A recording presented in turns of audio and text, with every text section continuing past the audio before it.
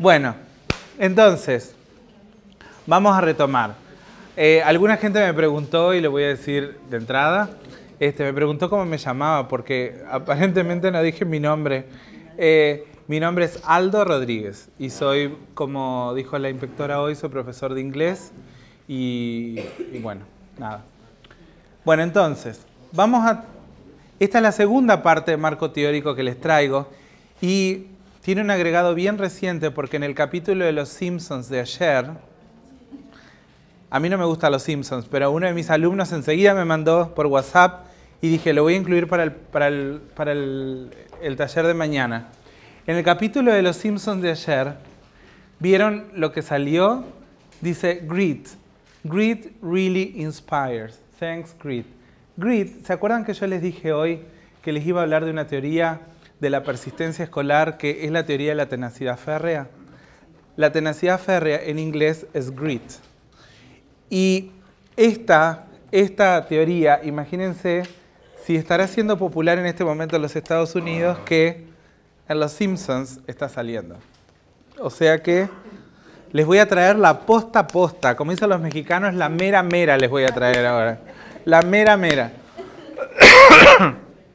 A ver, entonces la pregunta que nos hacíamos hoy, o la pregunta que nos hacemos después de haber trabajado con todo lo que hemos trabajado es, ¿por qué trabajar con enseñanza basada en problemas?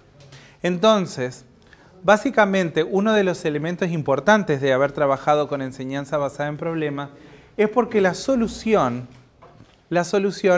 implica el uso de diferentes procesos de cognición. Piensen en todas las actividades que estuvimos realizando hoy. En todas las actividades que estuvimos, por ejemplo, la del barco se hunde, ¿cuántos procesos de cognición hubo ahí? Tuvieron que pensar de física, de química, de matemática, pero además tuvieron que pensar para qué sirve, cómo se usa. ¿Tá? Algunos preguntaron a otros compañeros, otros quizás habrán buscado en el celular, otros quizás habrán inventado una solución. Entonces, todo este uso, o sea, esta idea de la enseñanza basada en problemas, de acuerdo a lo que dice ese autor que es de Lisle, que fue uno de los primeros que escribió sobre el tema, es que la enseñanza basada en problemas me lleva a que yo estoy primero utilizando mi experiencia, compartiendo mi experiencia con otros, y en el compartir mi experiencia con otros estoy aprendiendo. Y ese aprendizaje que estoy teniendo es absolutamente significativo. ¿Por qué? Porque lo necesito para solucionar un problema, pero además es un conocimiento profundo. ¿Por qué es un conocimiento profundo? Porque lo estoy experimentando. Y como lo estoy experimentando a ese conocimiento, entonces va a durar en el tiempo. Y esa es una de las cosas que nosotros más queremos que pase con nuestros alumnos, ¿no? ¿Es que le está costando masticar o que sí? Ah, porque algunos están como... Después, otro aspecto que es importante es el feedback que vamos recibiendo. Imagínense en las actividades que estuvieron realizando. Capaz que los compañeros le decían, ah, esto no. Cuando hicieron lo de los cuadros, por ejemplo. Ahí le decían, no es recto, es ondeado. No es así, es de esta otra manera. El feedback de los compañeros es lo que los está ayudando a ustedes a aprender. Hay otro autor, que es el tercero que nombro ahí, voy a pasar al cuarto, que también tiene que ver con cómo nosotros vemos a nuestros alumnos y cómo se ven ellos mismos. Este tema podría ser una charla en sí misma, pero hay una autora norteamericana que se llama Carol Dweck, que ahora el libro está traducido en español, al menos en Buenos Aires lo vi en español. La teoría que ella creó se llama Mindset. Mindset son las estructuras mentales que todos los seres humanos tenemos y cómo vemos o cómo nos vemos a nosotros mismos en determinadas áreas. Por ejemplo, les voy a poner un ejemplo y ustedes me van a tener que decir qué opción a este ejemplo van a elegir. ¿Están prontos? ¿Me escuchan? Sí. Bien. María María es una gimnasta, ¿tá? Que tiene 9 años. ¿Me van siguiendo? Sí. Bueno, si no me siguen, le dije María es una gimnasta de 9 años. María es una gimnasta de 9 años. Va a una competencia. Entonces, como ella sabe que es buena,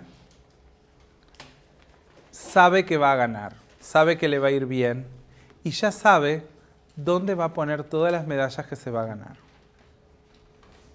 ¿Está? Su fe se tenía.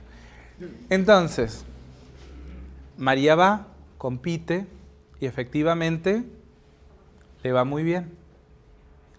Pero después compite otra persona y otra, y otra, y otra, y otra, y termina última. ¿Qué es lo que harían ustedes como padres? Opción 1. Le dirían a María que en realidad ustedes saben que ella es buena y que no importa porque saben que ella es buena, ustedes saben que ella es buena. La segunda opción, le dirían que en realidad los jueces se equivocaron y que le robaron las medallas porque en realidad ella debió haber ganado las medallas. Opción 3, le hubieran dicho que en realidad que no se estrese, que no se ponga mal porque en realidad la gimnasia no es algo importante y que, bueno, que hay otras cosas más importantes por las cuales preocuparse. Opción 4, le dirían que no se preocupe porque ella es muy buena y seguramente va a haber una próxima vez y que la próxima vez la va a romper y lo va a lograr y va a ganar muchas medallas. Y la opción 5 es que no se merecía ganar. ¿Está? ¿Cuáles de ustedes elegiría la opción 1? La opción 1, recuerdan que era aquella que decía que no se preocupara porque ustedes sabían que ella era buena. Los papás sabían que era buena. ¿Quién elegiría la 1? ¿Tú elegirías la 1? La 4 dice que no se preocupe porque la próxima vez que compita lo va a lograr porque ella es muy buena. En la 1 no dice nada de competir de vuelta. Lo que dice es que el padre sabe que ella es buena y que no importa lo que los demás digan, que en realidad... Entonces, ¿quiénes eligen la 1? Bueno, dice Carol Dweck que en realidad la opción 1 es muy poco sincera. Porque María no es tonta y María sabe que si no ganó es porque los otros eran mejores. Sé que como padres y como tíos y como lo que sea, lo hacemos muchas veces. No te preocupes, vos sos re buena. Yo sé que sos buena. Segunda opción. Segunda opción. Segunda opción, ¿se acuerdan que era la opción que decía que en realidad él pensaba que los jueces le habían robado y que el premio se lo merecía él? ¿Quién elegiría esa opción? Me gustaría verlos frente a un partido de Uruguay a ver si no dicen el juez está robando. Me gustaría verlos a ver qué pasa ahí. Es tu hijo, ahí está. Es tu hijo, pero. Acá porque yo lo estoy llevando al deporte, pero ¿cuántos hijos nuestros dicen no paso matemáticas porque el profesor tal cosa o no paso tal materia porque el profesor tal otra o porque el profesor no me quiere? ¿Cuántos dicen? Muchos dicen. ¿Y cuántos padres o tíos o abuelos decimos, ay, pobrecito, él es bueno en matemáticas, pero tiene una profesora que no sabes, no lo quiere para nada? La agarró con él. ¿Cuántos lo decimos? O sea que a pesar de que yo se los puse en un ámbito que quizás no sea el más cercano a ustedes, pero es mucho más común de lo que pensamos. Lo que dice Carol Dweck respecto a esta opción es que en realidad siempre estamos poniendo la culpa en los demás, en vez de poner la culpa en nosotros mismos. Pero piensen, más allá de que ninguno obtuvo esta respuesta, que muchas veces nosotros como profesores somos rehenes de esta opción. Y a veces como padres o tutores o lo que fuera, muchas veces atribuimos a los demás la culpa de las propias personas o de nosotros mismos. Cuando nos vienen a inspeccionar, ahora que está haciendo otra cosa la inspectora, cuando nos vienen a inspeccionar y nos dicen, si hubiera venido ayer, hubiera estado divina la clase, pero hoy los gurises no trabajaron nada. ¿Cuántos profesores escuchan ustedes que dicen, me fue horrible porque la verdad que mi propuesta de clase fue espantosa? ¿Cuántos? Ninguno, porque siempre le echamos la culpa a otros factores y no a nosotros mismos. Segunda opción de Carol Dweck. Tercera opción de Carol Dweck. La tercera opción de Carol... No es para tanto, es solo la tercera... No es para tanto, te juro.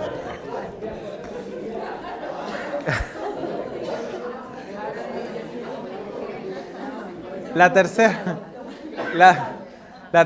Te reentiendo porque yo la primera parte sobre todo la sufrí mucho. La tercera opción, ¿se acuerdan que era la opción que decía que en realidad hay cosas más importantes de las que preocuparse y que la gimnasia no es algo de lo que tenga que preocuparse? ¿Quiénes de ustedes elegirían esta opción? Claro, como en la primera les dije que no, ahora nadie levanta la mano. Pero no, sí es importante para esto.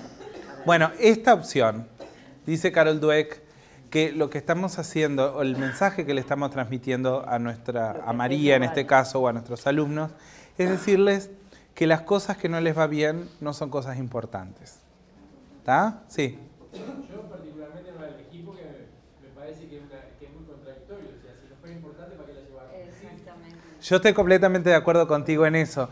Pero fíjate si en nuestro ámbito, en la enseñanza, no existe más de lo que pensamos esta ideología. Porque en la enseñanza existen las materias duras y el relleno. Entonces, por ejemplo, ¿tenés música baja? ¿Tenés visual y plástica baja? ¿Tenés inglés bajo? Como que fuera un pecado capital. ¿Por qué? Porque existen determinadas materias que, a pesar de que no es algo que está establecido por una norma, existen normas consuetudinarias que dicen que hay cosas que tienen más valor. ¿Que tienen? Sí. No sé, hay dos profesores de matemáticas, super posh acá, los dos son wow. Ser de matemática es cool, ser de inglés, bueno. Y yo que me gusta un poco más el inglés americano que el británico, soy menos posh todavía, menos. Bueno, entonces esta opción básicamente lo que lleva es a que el niño lleve a pensar que hay cosas que son buenas, que son importantes y otras que no, y a no poner esfuerzo a las cosas que no puede lograr. La opción 4 es la que dice que no se preocupe porque en realidad es buena y que la próxima vez lo va a lograr. ¿Quién elegiría la número 4? Ahora se animaron, ahora se animaron. Bueno, dice Carol Dweck que esta es la más peligrosa de todas. ¿Qué le vas a decir? Vas a ganar, vas a ser el mejor. ¿Sí? A ver. Se nos revolucionó el camoatí. Carol Dweck dice que esta visión de que la próxima vez le va a ir bien denota que el sujeto, el padre, la madre o el profesor, tiene una visión estática de las habilidades y de la inteligencia. ¿Ah? Que eso, ahora yo los veo de acá y algunos se ríen y dicen, yo no lo elegí, qué bien. Pero en realidad todos tenemos un poquitito de esto. Y ya les voy a decir por qué. Porque nosotros fuimos criados en esta tesitura. Yo, por ejemplo, hasta hace un tiempo atrás decía, yo sé inglés y otras cosas, pero soy negado para el dibujo. Y por eso nunca lo intenté. Yo soy, como muchas veces mis alumnos me dicen, pídame lo que sea, teacher, pero no que hablen inglés. Y es lo primero que les pido. Pero, ¿por qué? Porque ellos piensan que nunca van a poder lograr tener esa habilidad. ¿Y por qué lo piensan? Porque nosotros, desde chicos, hemos sido criados en una sociedad y en un sistema en que creemos que las habilidades son estáticas. Y eso genera muchas cosas a nivel de la evaluación también. Y genera muchas cosas a nivel de lo actitudinal y de lo conductual. y les voy a decir qué es lo que genera. Desde el punto de vista de lo cognitivo, cuando yo creo que las habilidades no se pueden incrementar, yo logro un estatus como alumno. Vamos a ponernos en la cabeza del alumno.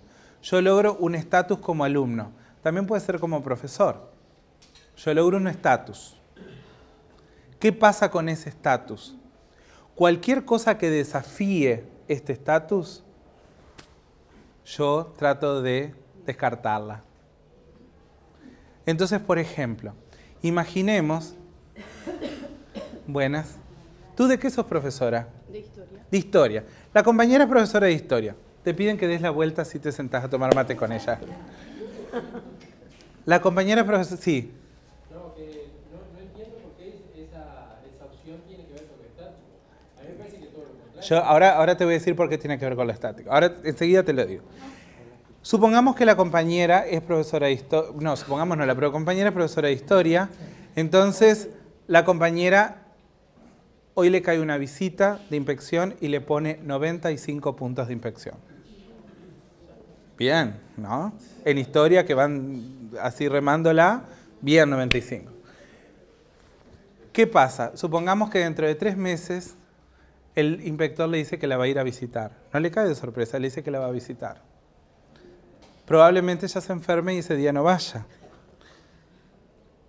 ¿Cómo hacen nuestros alumnos cuando le ponemos una prueba y cuando el alumno ve que la prueba está poniendo en tela de juicio ese status quo, nos dicen, ay, profesor, sabe que ayer no pude estudiar mucho porque tuve otro parcial, o profesor, sabe que no pude estudiar mucho porque mi hermanito lloró, se cortó la luz en casa, no tengo los materiales. ¿No les ha pasado que los alumnos le dicen cosas así? Sí. Todo el tiempo, ¿verdad? Un poco más gritado. ¿Por qué? Un poco más gritado. Está bien, pero a lo que voy, y lo importante de esto, es que el alumno se da cuenta que su estatus está puesto en tela de juicio. Entonces, está haciendo eso que en psicología se llama autodiscapacidad. La autodiscapacidad es una excusa, una estrategia que utiliza el alumno. ¿Para qué? Para que el profesor vea o crea de que no realizó la performance como debería haberla hecho por razones externas a él. Entonces su reputación no queda afectada. Pero lo peor de esto es que ¿qué pasa cuando nosotros corregimos? No sé, capaz a usted no le pasó, pero a mí me ha pasado y me encuentro atrapado en esta telaraña. Le corrijo el escrito a ella y ella, que saca siempre 10, sacó 7. Entonces digo, sacó 7. Pero es cierto que ella me dijo que no había podido estudiar por esto, por aquello.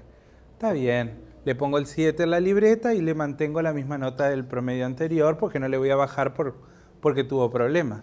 Eso muchos de nosotros lo hacemos. Y vuelvo a la pregunta del compañero. El compañero me decía, ¿por qué la opción 4 de Carol Dweck, que decía que la próxima vez iba a ganar, denota una visión estática de las habilidades? Denota una visión estática porque lo que tú le estás diciendo a la persona es que con lo mismo que posee hoy, va a ganar la próxima vez. Bueno, pero es lo que le estás diciendo. Entonces, lo que le estás diciendo a la persona es que no necesita nada más para ganar. Mi pregunta es, ¿por qué si no necesita más para ganar dentro de un mes, no ganó hoy? Es porque evidentemente le falta. Claro, entonces, lo que dice Carol Dweck es, lo que nosotros tenemos que generar en el alumno es una visión incremental de sus habilidades. Es decir, que cuando encuentran un desafío, que vean que ese desafío va a ser un trampolín para llegar a más aprendizaje. Y desdramatizar un poco el rol de la evaluación para que ellos vean que la evaluación es algo que es parte del proceso. Ella inclusive, para aquellos que entiendan inglés, les recomiendo una conferencia que da en TED Talk que se llama Not Yet. Not yet quiere decir no todavía. Entonces, ella hizo un experimento en diferentes lugares de Estados Unidos, trabajando con alumnos de lugares en situación muy crítica, y entonces a los alumnos que no llegaban al nivel que se esperaba le ponía not yet. ¿Por qué? Porque no todavía le está indicando al alumno que todavía está en un proceso de aprendizaje. Y no ponerle un 2 o ponerle un 3, que en realidad uno no sabe muy bien cómo posicionarse frente a una calificación así. Not yet. Not, no, N-O-T, Y-E-T. Separadas las dos palabras. Not yet. Esa expresión la escuché en el director técnico de la selección de la juvenil, de la sub-20. ¿Sí? Esa expresión. Dijo que era lo que más le importaba del jugador Sí. de las divisionales juveniles, era esa actitud de que estoy aprendiendo. Exacto. Se basaban en esa teoría. Y no dudes que haya mirado ese video. Sí, dime. Pasa con frecuencia con los gurises del aula, y yo aparte soy educador de INAU y trabajo con adolescentes grandes, y me pasa constantemente porque estoy encargado del área de educación. Entonces están siempre pendientes de la evaluación del docente. Sí. O sea, como que la nota es sumamente importante. Entonces, por ejemplo, yo tengo la estrategia de decir, vos tenés que estudiar para aprender vos y no para dejar contento ni a mí ni al docente, ¿no? Como que estudiar tengo que pensar en lo que realmente quiero aprender. Si realmente estudio para aprender, seguramente las evaluaciones con el tiempo me van a... Pero además está el tema de desdramatizar la evaluación. Como les decía, yo trabajo en el plan Marta Averbuch. Entonces, ¿cuál es el tema? El Marta Averbuch tiene 4 evaluaciones claramente diferenciadas. Tiene una primera sumativa, un primer parcial, segunda sumativa, segundo parcial. El segundo parcial para mí es un proyecto. Yo les hago hacer un proyecto que lo pueden hacer solos o en equipo. Y después la presentación tienen que todos participar. El nombre de la charla era... ¿Qué charla? Not Yet, creo que se llama. Y la busca en YouTube. En YouTube. Ahora yo después te lo doy. Entonces, lo que más interesante me parece es sacarle el dramatismo de el 4, el 5, el que no puedan abrir el cuaderno, el que no puedan hacer esto, y tratar de ir dándoles al alumno propuestas que no sean tan de repetir, sino que sean propuestas de pensar. Por eso la problematización. Para los que les guste y para los que han leído sobre pensamiento crítico, la taxonomía de Bloom tiene en sus escalones más bajos la parte de conceptualización y repetición de conceptos. ¿Qué es lo que se hacía en la enseñanza tradicional? Hoy lo que se tiene que tratar de lograr es de que se problematice y se lleve a que el alumno aplique el conocimiento y no repita el conocimiento. Bien, entonces, recién les decía que esto se aplica, esta teoría de las teorías incrementales, de la visión incremental, se aplica no solamente a lo cognitivo, sino a lo conductual. Se hicieron varios experimentos en escuelas de Los Ángeles, donde había altos índices de bullying y violencia. ¿Por qué? Porque si uno piensa que las habilidades no se pueden incrementar, que son estáticas, el que me hace bullying siempre me va a hacer bullying. Pero si yo tengo una visión incremental, una visión de que las cosas cambian y mutan, el que me hizo bullying una vez puede no hacerme bullying de nuevo y puede generar otros canales de discusión, de negociación y de intercambio que no se estaban dando antes por el miedo que me generaba encarar a esa persona. Y yo, como sé que es un problema en las aulas el tema conductual, me parece que esta visión incremental y el trabajar un poco más con esta visión incremental, quizás en algún otro taller podamos dedicarlo solamente a eso. Yo encantado de poder venir de vuelta. Me parece que podría ser algo que sería sustentoso para trabajar con la parte conductual y cognitiva.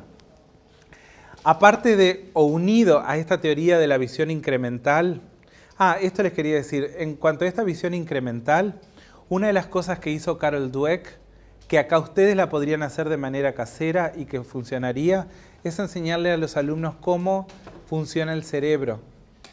Y cómo el cerebro es como un músculo, yo sé que los de biología me van a decir no es un músculo, pero es como un músculo que necesita determinadas cosas, de determinados alimentos, de determinado ejercicio y de determinadas condiciones para poder crecer.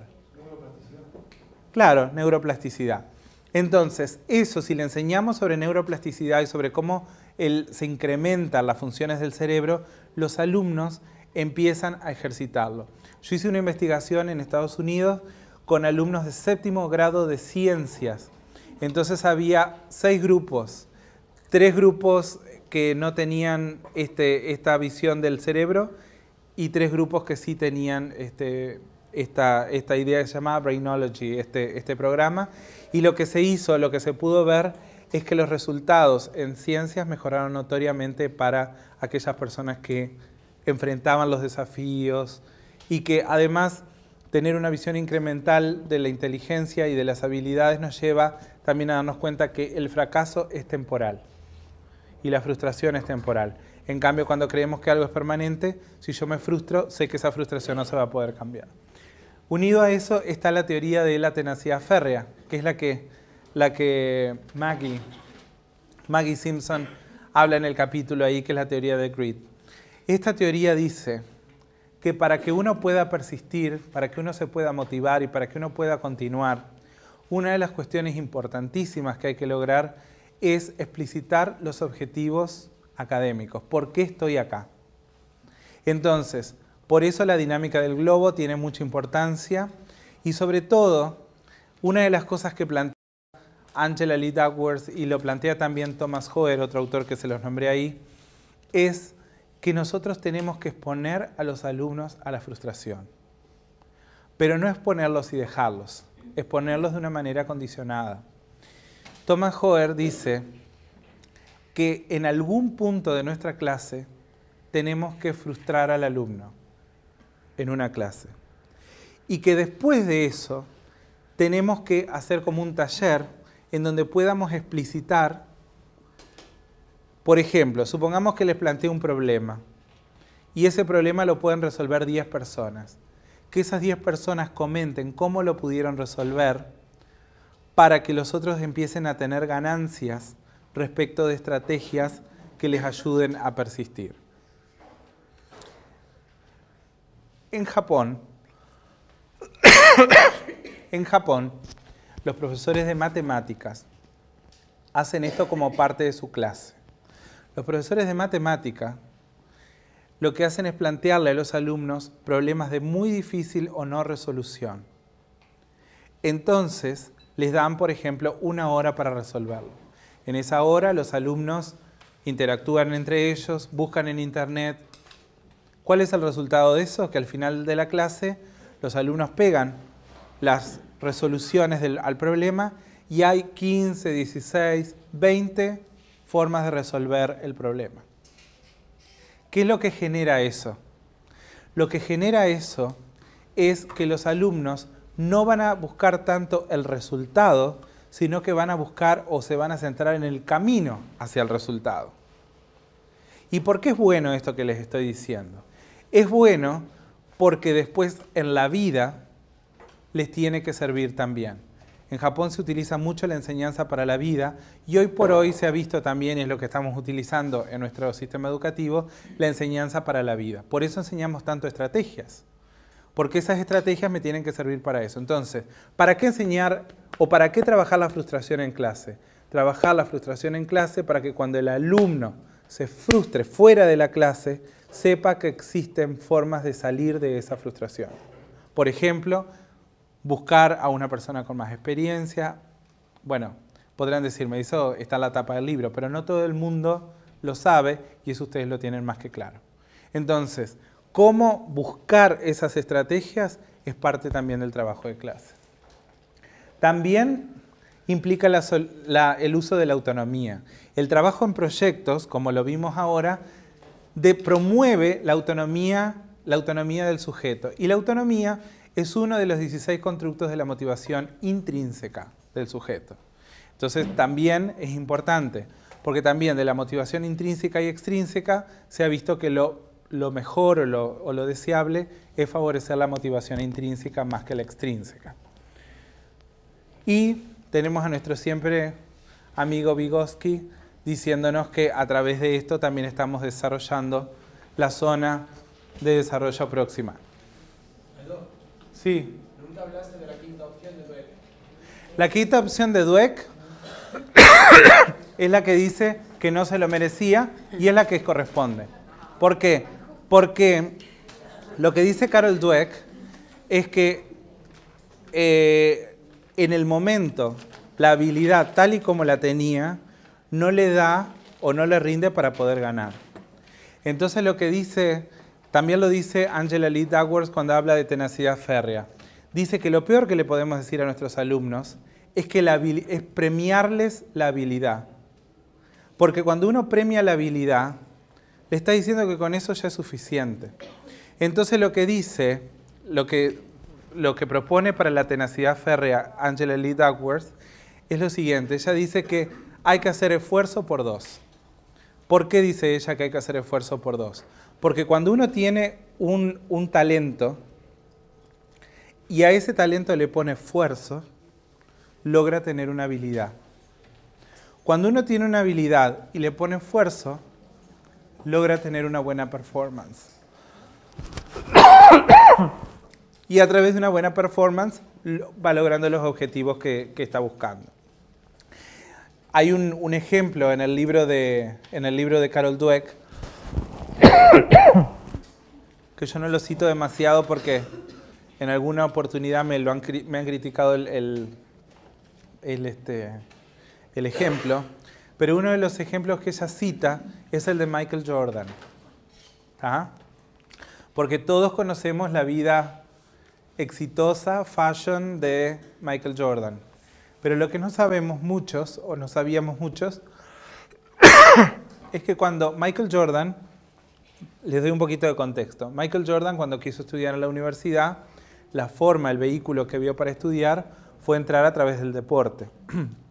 Lo cual nos está diciendo muchas cosas, porque ustedes saben que estudiar en Estados Unidos cualquier carrera, los padres desde muy chiquitos empiezan a juntar plata para que los hijos estudien. Michael Jordan, cuando uno cuando está en un equipo de básquetbol, de fútbol o de lo que sea, o cuando uno trabaja en la universidad te exime de pagar cualquier costo. Así fue como yo estudié, porque trabajaba en la universidad. Entonces, ¿qué es lo que hace Michael Jordan? Dice, bueno, no tengo plata, pero voy a buscar este vehículo para poder estudiar. Y se presenta a la prueba de básquetbol. ¿Qué le dice el coach? No servís para esto, fly. Entonces, él le dice, yo quiero que me vuelva a tomar de vuelta la prueba. Entonces le dijeron, bueno, venga en 3 meses que va a haber una nueva posibilidad de ingresar al cuadro de básquetbol. ¿Qué hizo Michael Jordan? ¿Hizo lo que la opción 4 de María decía? No. Durante 8 horas por día practicaba tiros al aro, practicaba todas las cosas que se hacen con el básquetbol. ¿Cuál fue el resultado? Pasó el examen de ingreso. Y después fue Michael Jordan. Pero lo que yo me quiero focalizar del ejemplo es el proceso anterior. A mucha gente le pasa que cuando se frustra una vez, la opción que toma es la de dejar. En el caso de él, la opción que siguió fue la opción de hacerlo, de esforzarse, de poner tenacidad y de pasar la prueba. Entonces, eso es de lo que habla la tenacidad férrea, de que el talento por sí mismo no es suficiente, sino que hay que ponerle esfuerzo para que se convierta en una habilidad y más esfuerzo para que se convierta en una buena performance. Ahí hablé de las 5, ¿viste? Capaz que no decirlo de esta manera, no te merecías ganar, pero sí decirle, bueno, si es algo que querés hacer, ponele empeño, ponele esfuerzo y trata de lograrlo. Está muy aburrida esta segunda parte porque las caras de usted, o es que le está haciendo digestión la comida. Bueno, chao. No hay problema. Entonces, ¿por qué trabajar en proyectos? Trabajar en proyectos porque, primero, me sirve para desarrollar conocimientos profundos. Era lo que hablábamos hoy. Cada vez que estamos trabajando en proyectos, no solamente utilizo mis conocimientos previos, sino que mis conocimientos previos se potencian y crecen a través de la interacción con los demás. Por otro lado, es una de las habilidades que nos reclama la universidad y que nosotros en el segmento medio no hemos sido capaces de dar a los alumnos en forma, digamos, eficaz. Después, una cuestión que me parece interesante es el estudio de Cerredelo, Méndez y Taque, que es uruguayo, una de las pocas investigaciones uruguayas que encontré, que dice que la enseñanza basada en proyectos sirve para fomentar la persistencia en el adulto. Y oh casualidad, Malcolm Knowles en los años 80 propuso que como la experiencia es un componente esencial del alumno adulto o no tradicional, una de las metodologías que se deben utilizar para enseñar es el proyecto. Y oh casualidad, ustedes que trabajan con alumnos no adultos, no tradicionales, perdón, ¿cuál es la metodología que utilizan? Proyectos. O sea, no es que sale de la nada, hay un marco teórico que nos está indicando por qué hacerlo. Entonces, el proyecto o la enseñanza basada en proyectos requiere un uso consciente de diferentes metodologías y requiere algo que muchas veces los docentes pasamos por alto, y es que la necesidad del proyecto surja del alumno y no del docente. Porque lo que ocurre muchas veces es que nosotros le decimos a los chiquilines, tienen que hacer un proyecto sobre tal cosa. Pero lo que tiene que ocurrir es que el alumno desentrañe la necesidad de hacer un proyecto en el tema que le estamos planteando. Si el alumno no lo desentraña, lo que está haciendo el alumno es algo que se llama, en inglés, compliance, que quiere decir que está cumpliendo con su rol de alumno. Pero cuando está realmente motivado a hacer algo, es cuando él descubre la necesidad y por eso lo propone. ¿Ah? Ahora yo les voy a dar un caso exitoso de que tuve oportunidad de seguir. Hace algunos años, ¿hay profesores de inglés acá en la audiencia? ¿No hay profesores de inglés? ¿Tú? ¿Nadie más? Hace unos años atrás, utilizábamos un libro que capaz alguno lo vio en la sala de profesores que se llamaba Uruguay in Focus. El libro, algunos hicieron como diciendo, oh my lord. El libro ese, Uruguay in Focus, tenía una característica muy interesante, y era que al finalizar cada actividad, cada unidad, tenía un proyecto. A través de ese proyecto se hicieron cosas maravillosas. Yo llevé a mis alumnos que nunca habían ido a un restaurante a comer a una pizzería, por ejemplo. O sea, surgieron cosas interesantes a nivel social, cognitivo, lo que quieran. Uno de los proyectos que había era de trabajar con el barrio. Entonces yo lo que hice fue decirle a los alumnos que ese día cuando salieran de clase, caminaran por el barrio, ¿tá?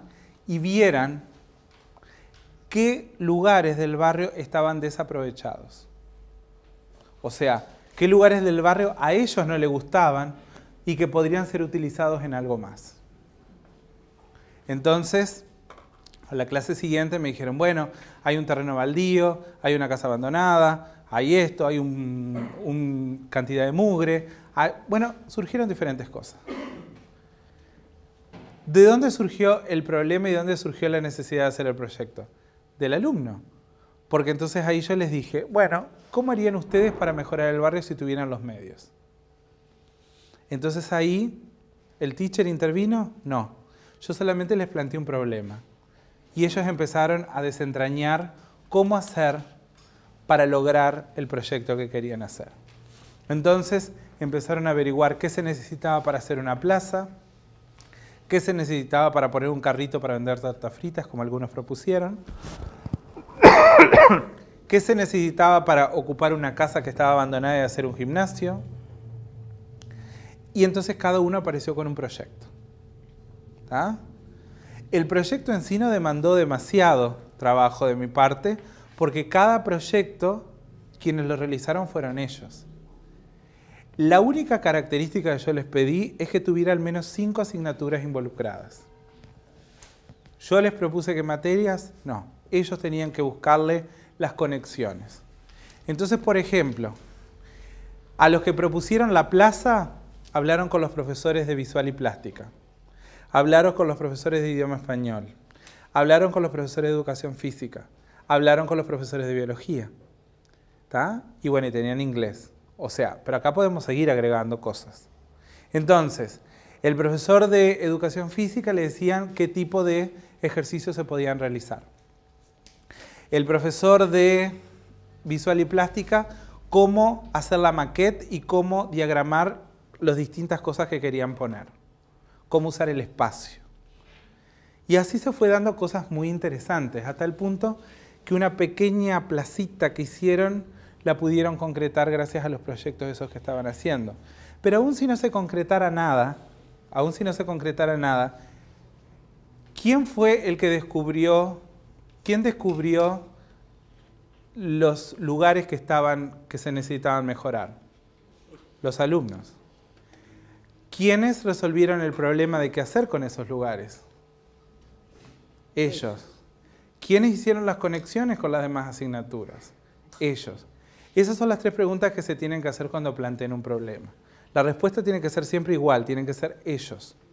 Porque si yo les planteo un proyecto, por ejemplo, hace unos días atrás con Gabriela estábamos visitando otro lugar y entonces había un proyecto en donde había una pared y los profesores de determinada área lo que querían hacer era hacer dibujos en esa pared.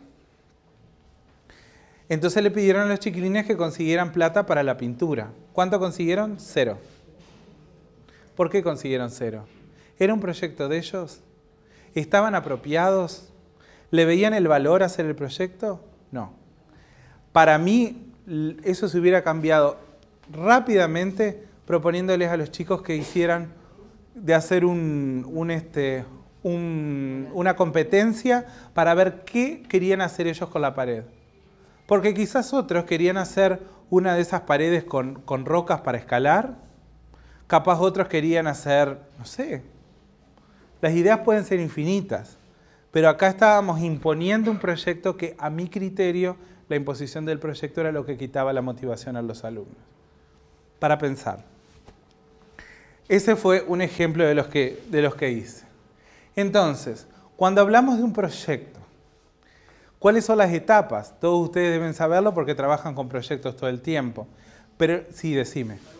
No, pensando en el límite que está bueno desde dónde es una propuesta de los chiquilines. Sí. Es una propuesta de Sí. Por ejemplo, en el ejemplo que traían recién, hay una preocupación, creo que es del docente, que sabe que hay lugares Sí. que no están bien aprovechados. No es una inquietud del docente. Sí.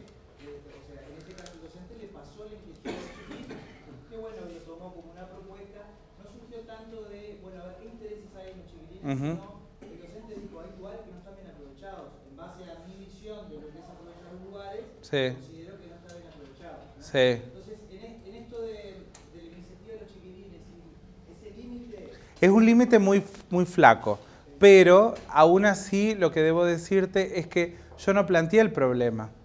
Yo lo que dije, lo que les planteé a ellos es que vieran qué lugares estaban desaprovechados. Yo no le dije que había lugares desaprovechados. Le dije, a mi criterio de ellos, qué cosas había mal aprovechadas en el barrio. Y ahí surgieron cosas. Y entonces la pregunta mía fue, ¿qué harían con eso? Entonces, ahí estuvo la propuesta. Una cosa que voy a retomar de lo que tú estás diciendo, porque tú dijiste, ahí no está el trabajo con el interés del alumno. Desde el punto de vista motivacional, hay dos constructos que son muy parecidos. Y uno es el interés personal y el otro es el interés. ¿Qué pasa? Cuando nosotros, acá se repite muchísimo en educación, de que tenemos que trabajar con los intereses del alumno, ¿verdad? Pero si yo ahora, en este momento, quisiera trabajar con los intereses del alumno, tendría que trabajar con 50 intereses, ¿tá? Eso es humanamente imposible. No existe una metodología que sea abarcativa de los 50 intereses. Por eso, lo que se ha descubierto es que puede haber áreas del conocimiento que sean de interés, ¿tá? En mi caso, lo que descubrí en base al diagnóstico que había realizado era que existía en esa comunidad una fuerte apropiación con el vecindario. ¿Tá? Inclusive había gente que nunca había salido de ese vecindario porque había todo en ese vecindario. ¿Tá? No conocían el centro de la ciudad, que para mí, viviendo en esa ciudad, parecía como irracional pensar eso. Sin embargo, yo también tengo que tener en cuenta a los alumnos que no están interesados en ese tema. Entonces, ahí es donde juega el interés. El interés no tiene que ver con el interés personal. El interés es lo que tú como docente podés generar en base a tu propuesta creativa. Entonces, capaz que no es interés personal del alumno hacer una plaza o hacer aquello. No, capaz que no es. Pero la forma como tú lo planteas tiene que sonar interesante para el alumno. Voy a plantear un ejemplo típico de un profesor de inglés. ¿Cuál es la canción que a los profesores de inglés en estos últimos 20 años nos hemos hecho famosos por trabajar, por presentar? Imagine de John Lennon es una, pero la otra, la que le sigue justito abajo, es My Heart Will Go On de Celine Dion. ¿No? You're here, there's nothing. Bueno, entonces, a todos nos encanta enseñar esa canción. Nuestros alumnos de hoy, hablando de una enseñanza tradicional, nuestros alumnos de hoy no conocen la película, no conocen la génesis de esa canción. Sin embargo, es una canción que ha sido pegadiza, que aún sigue sonando, y mucho más que ahora en los Grammys, Celine Dion por los 20 años la volvió a cantar y como que está de vuelta en boga, ¿no? Entonces, hay una profesora en Salto que les hizo escuchar la canción esta, My Heart Will Go On, a los estudiantes con su familia, con alguien de su familia. Entonces, bueno, ahí todos los chiquilines llegaron después con la idea de que My Heart Will Go On había sido de una película que se llamaba Titanic, que mostraba esto. Los padres, algunas madres habían mirado 13, 14 veces la película. Bueno, toda una cosa interesante. Entonces, los alumnos cuando llegaron a clase sabían la canción. Sabían, por lo menos les había quedado el tono de la canción, ya se lo conocían. Entonces la profesora le dijo, bueno, yo no voy a trabajar con esta canción, pero yo quiero que la letra de la canción la adapten para contarme algo que a ustedes les gusta del liceo. ¿Ah? O sea, ¿trabajó con los intereses de los alumnos? No, porque a nadie, de principio no, porque a nadie le interesaba la canción. Trabajó con el interés y con otras cosas a nivel motivacional.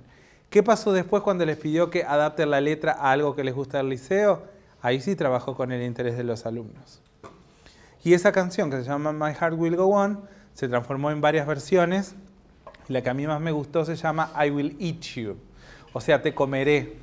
Y hablaba de las donas que vendían en la cantina del liceo. Entonces los chicos adaptaron toda la letra de la canción y describieron esa historia de amor tan interesante que se describe en la letra. Era una historia de amor con una dona. Entonces, de vuelta, ¿había interés? ¿Interés personal? No. Había interés, el interés personal fue después. Creo que en el caso del proyecto que estoy planteando, no hubo un interés personal quizás al comienzo. El interés personal se fue de algún modo descubriendo con el paso del proyecto, pero lo que tiene que pasar es que a pesar de que esté algo dirigido por parte del docente, el alumno no tiene que percibir que tú lo estás dirigiendo. Porque yo les dije, vayan y vean por el barrio a ver qué cosas hay qué lugares están desaprovechados. Yo ya sabía lo que quería que ellos hicieran, pero mi discurso puso en el lado de ellos, en la cancha de ellos, qué era lo que ellos querían hacer. No sé si me explico. Y eso es lo que hay que tratar de lograr, de que el proyecto, ellos se apropien del proyecto. Después, bueno, la pregunta disparadora que la estuvimos viendo ahí, y después los estudiantes van a realizar una investigación respecto de la viabilidad del proyecto. cómo hacer el proyecto, qué cosas necesito para hacer el proyecto. En el cuarto está la creación del proyecto en sí mismo. La creación del proyecto en sí mismo puede ser escrito, puede ser a través de una maquette, puede ser en un PowerPoint, puede ser en un Prezi, digo, para nombrar cosas un poco más modernas. Y después viene la presentación del proyecto y finalmente la papa caliente del proyecto, que es cómo evaluar el proyecto. ¿Tenemos o no tenemos problemas para evaluar los proyectos? ¿Por qué tenemos problemas para evaluar los proyectos? Porque estamos acostumbrados a valorar cosas que son hechas de manera individual y que son ya bastante tradicionales, como la realización de un escrito. Una de las formas de evaluar que se sugieren para la realización de proyectos son las rúbricas. ¿Cuántos de ustedes trabajan con rúbricas acá? 4 personas trabajan con rúbricas, ¿nadie más trabaja con rúbricas? Ustedes saben que las rúbricas son un elemento evaluatorio o evaluativo que tiende a la democratización del conocimiento. Hay mucha gente que está a favor del uso de las rúbricas, hay otra gente que no está a favor del uso de las rúbricas. Yo en lo personal no uso solamente rúbricas para evaluar, pero para evaluar proyectos sí uso rúbricas y les voy a decir por qué y les voy a decir cuáles para mí los beneficios o cuáles son para mí los beneficios de usar rúbricas. Primero, la rúbrica, la parte más difícil de una rúbrica es elaborarla. Una rúbrica es lo siguiente, imaginemos que vamos a hacer el proyecto de embellecer el barrio. Entonces, ¿cuáles son las cosas que yo quiero evaluar de esto? Por ejemplo, algo que puedo querer evaluar es la presentación. Otra cosa que puedo querer evaluar, porque lo pedí, es que haya 5 materias involucradas. Entonces puede ser materias involucradas. Otra puede ser la pertinencia. Puedo querer valorar, por ejemplo, las imágenes. Puedo querer valorar, por ejemplo, el lenguaje utilizado. Primero lo que tengo que hacer, ¿cómo se llama la compañera que me preguntó qué es una rúbrica? Soledad. Soledad, lo primero que tenés que ver, ¿cuáles son las cosas que tú querés valorar de la rúbrica? Vamos a imaginarnos que son estas. Hay veces que después que tú haces este punteo, decís, pero por ejemplo, imágenes podría ir dentro de presentación. Entonces esto lo agrupo, lo aglutino en una sola categoría. Entonces, ¿qué hago después? Después que tengo las categorías, después que hago eso, tengo que definir cuántas bandas quiero ponerle a mi rúbrica. Entonces, ¿qué va a pasar? Acá voy a poner, por ejemplo, lenguaje, acá voy a poner presentación, acá voy a poner materias y acá voy a poner pertinencia. Entonces, lo común hoy en día es hacer una rúbrica con 3 bandas. ¿Tá? Entonces, ¿para qué te sirve esta rúbrica con 3 bandas? Por ejemplo, lenguaje. Yo como profesor de inglés quiero evaluar que no tenga muchos errores. ¿Tá? Entonces voy a ponerle, por ejemplo, acá, que el alumno tiene hasta 5 errores. Acá tiene de 6 a 10. Y acá 11 o más. Por ejemplo, la presentación. Acá le puedo poner que agrega imágenes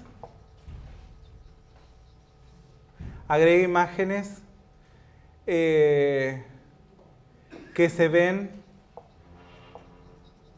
de todos lados.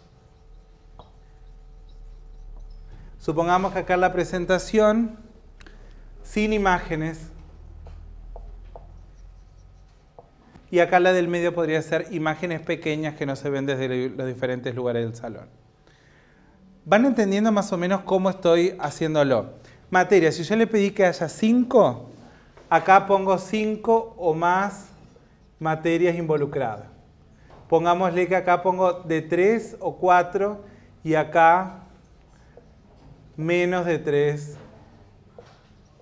Entonces, ¿qué es lo que hago después? Supongamos que el grupo de acá de los compañeros presenta el proyecto. Entonces, cuando presentan el proyecto, dicen, bueno, en este proyecto podemos ver la pertinencia de la materia tal, la pertinencia tal, porque lo vinculamos a esta materia, esta otra, esta otra, esta otra. Lo vinculo con 5 materias. Entonces le voy a poner en este sector. Pero en su presentación lo que ocurre es que de repente no le ponen imágenes y queda solamente un bloque de letras. No suena muy atractivo eso. Entonces lo que voy a hacer es valorarlos acá. ¿Tá? Y en términos de errores, tienen algunos errores, supongamos 7 errores de lengua. Entonces los voy a calificar acá. Por eso, la rúbrica se dice que es un elemento democratizador, porque si ella o él califican el mismo proyecto, el resultado es exactamente el mismo. Por eso, en la realización de las rúbricas es tan bueno para el trabajo en proyectos, sobre todo en el caso de ustedes que involucran diferentes asignaturas. ¿Por qué? Porque cada uno de ustedes va a tener la misma percepción del proyecto. Pero además de eso, otra cosa positiva que tiene es que yo, alumno, cuando realizo el proyecto, como las rúbricas están hechas de antemano, voy y me pregunto, a ver, en mi póster, ¿tengo errores de lengua? A ver, profesora, o lo llevo con alguien, ¿me ayuda? ¿Tengo errores de lengua? No, no tengo. Entonces ya sé que voy a estar acá. A ver, con el tema de las imágenes, agrega imágenes que se vean de todos lados. A ver, ponete allá atrás, a ver si se ve la imagen de allá atrás. Ah, no se ve, vamos a cambiar la imagen, la ponemos más grande. Sirve como autoevaluación. Porque eso se presenta antes. Exacto. Sí. Sí. Exacto, sí, iba justamente a eso. Porque una de las cosas interesantes que tiene la rúbrica y que en inglés lo hemos venido haciendo es lo que se llama la negociación de la rúbrica. ¿Qué quiere decir eso? Cuando nosotros le proponemos hacer un proyecto a los alumnos, le decimos, bueno, a ver, ¿qué cosas les parece a usted que podríamos valorar del proyecto? Tal. Toda esa lluvia de ideas que yo hice solo, la hacemos con los estudiantes. Entonces decimos, bueno, a ver, ¿cómo podríamos hacer las diferentes bandas para cada una de ellas? Y entonces lo estamos negociando con ellos. ¿Por qué? Y esto es algo muy importante respecto de la elaboración de la rúbrica. La rúbrica no puede dar lugar a 2 interpretaciones. Por ejemplo, supongamos el lenguaje. El alumno se expresa correctamente. ¿Qué es correctamente? ¿Ah? Entonces, cuando se dice algo en la rúbrica, tiene que quedar claramente definido qué es para todos. Por eso la negociación de la rúbrica es tan importante, porque si yo pongo el alumno se expresará correctamente, yo puedo generar un diálogo acá y decir, a ver, ¿qué es expresarse correctamente? Y entre todos construimos el concepto de expresarse correctamente. Pero si yo quiero usar esa rúbrica en otro grupo, ya no me sirve, porque el concepto de correctamente se generó acá. ¿Entienden la diferencia? O sea, lo más difícil que tiene la rúbrica es elaborarla. Después que la elaboré, es excelente. Y entonces acá, lo que les da, esto lo podés utilizar como calificación también. Hay una autora americana que se llama Susan Brookhart, que es la especialista en cómo hacer rúbricas, y ella dice que una manera de usar las rúbricas que podemos tener es asignarle a cada banda un puntaje. Y con ese puntaje, después yo llego al 12 o al 10 o al 9 que les tengo que poner. ¿No puedes el nombre, por favor? Sí, cómo no.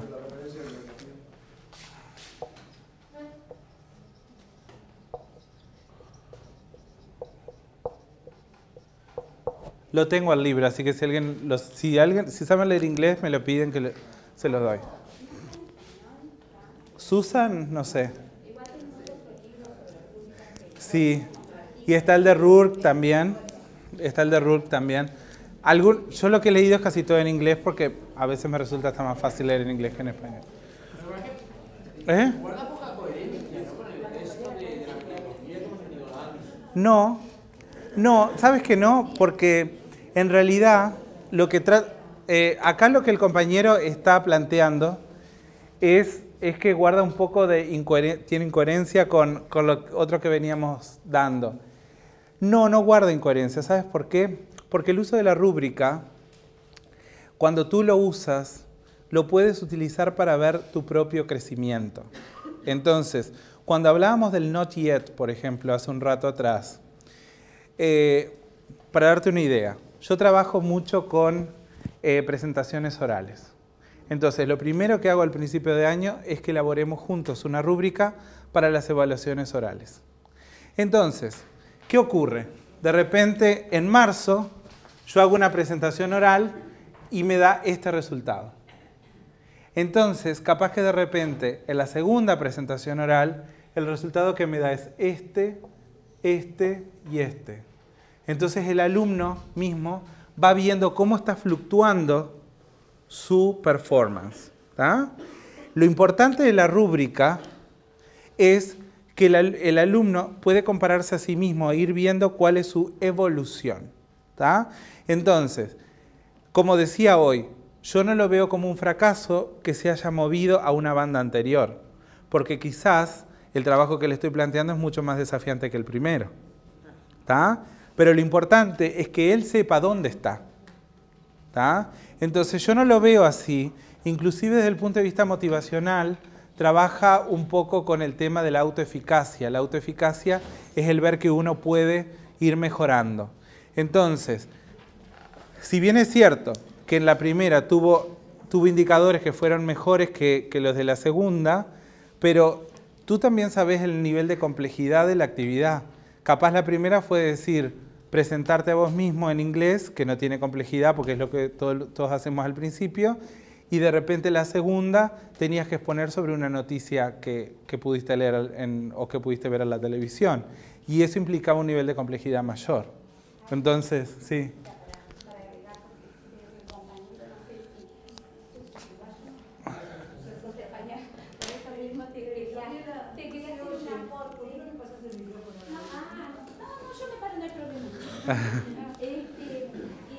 Hay un autor español, hay muchos autores españoles, pues sabes que la pedagogía española es pionera en lo que es la evaluación auténtica, que es Carlos Monedero.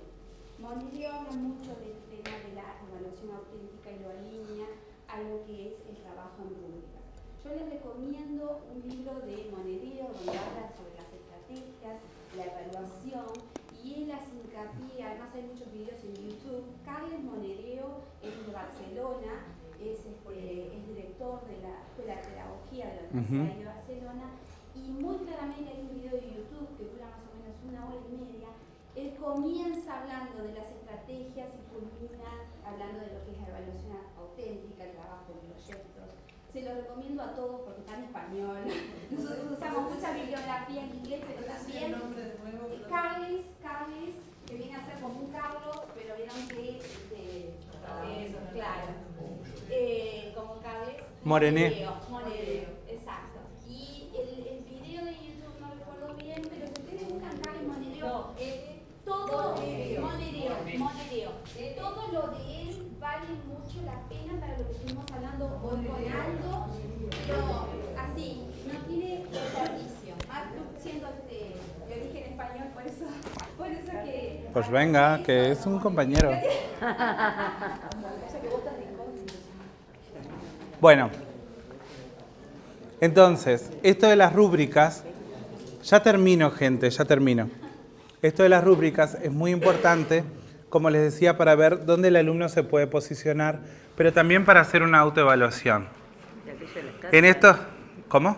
Eso de la no estática. Claro, de la incremental. Claro. ¿Por qué? Porque acá estamos trasladando al alumno la posibilidad de que él mismo se autoevalúe. Claro. Y entonces estamos sacándole el dramatismo de que otro me evalúe, porque yo construí la herramienta evaluatoria y yo me puedo autoevaluar y yo puedo saber en qué posición estoy. Claro, y sé los criterios. Y sé los criterios.